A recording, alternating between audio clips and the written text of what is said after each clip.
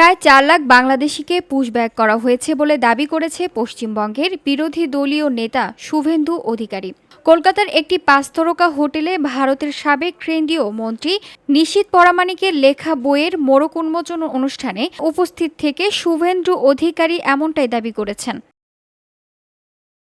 শুভেন্দু অধিকারী বলেন, আমি ভারত সরকার এবং বিএসএফকে বিশেষ ধন্যবাদ জানাবো এই কারণে যে ৪ লাখের কাছাকাছি অবৈধ বাংলাদেশি মুসলিম অনুপ্রবেশকারীকে পুশব্যাক করা হয়েছে। তিনি বিজেপিকেও ধন্যবাদ দিয়েছেন। তার দাবি, ভারত সরকার পরিষ্কার বলে দিয়েছেন যদি ভিসা পারমিট থেকে আমরা একজনও পুশ করব না।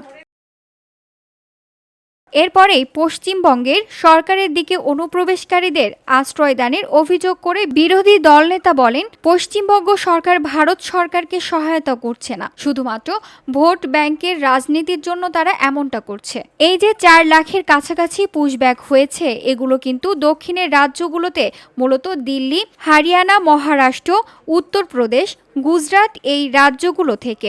সবচেয়ে বেশি কাজ করছে মহারাষ্ট্র, গুজরাট ও হরিয়ানা।